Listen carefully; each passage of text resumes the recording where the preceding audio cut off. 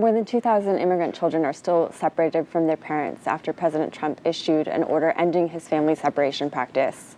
What is the ACLU asking the court to do about this? To reunify all the children with their parents, every last one of them, including those that have been deported without their children, to find ways to reunify those as well. And then to stop the practice going forward, to make it so that they can't just separate children from their parents for no reason moving forward as well. And there are deadlines that you guys are hoping the court will impose on the government? We are asking the court to move quickly. Every day of separation is very, very harmful to these children. That's the universal opinion of the medical experts. And so we've asked the court to reunify the youngest children within 10 days and then give the government 30 days to reunify the rest. The government says a court-ordered reunification process with the deadlines you requested would cause confusion and delays, and says it's already working on the reunification. Why not wait for the government to reunify these families?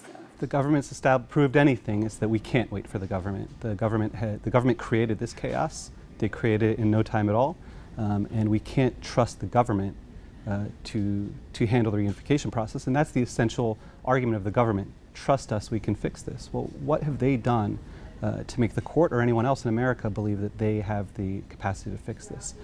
The cruelty of the policy is matched only by the ineptitude of the way it's been implemented.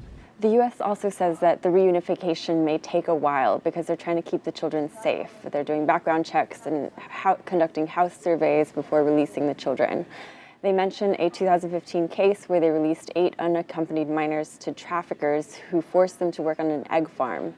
What's the chance that rushing the reunification could endanger these children?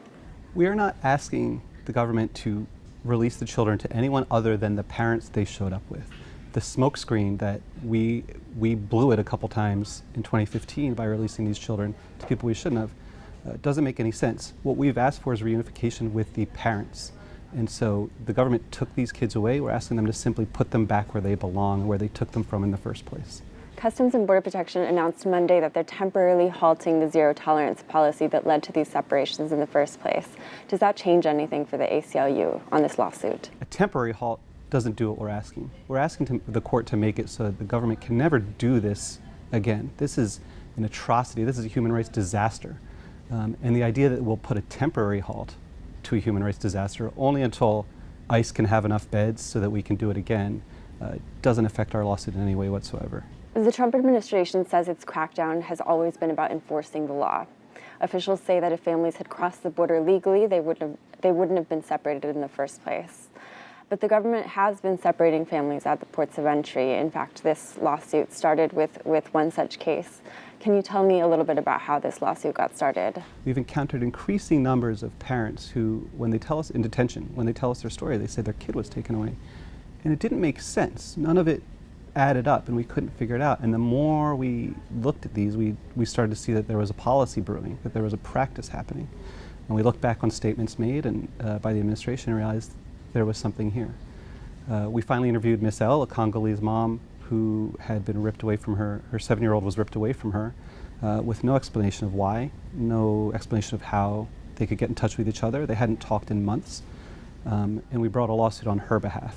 We made it a class action, and we've asked the court to stop it on behalf of everyone, just like Miss L, who arrived at a port of entry as she was supposed to. She didn't violate any laws. She did exactly what our laws require of her, as well as for people who are prosecuted criminally once they finish their sentences and they go through the asylum process to reunify those parents as well.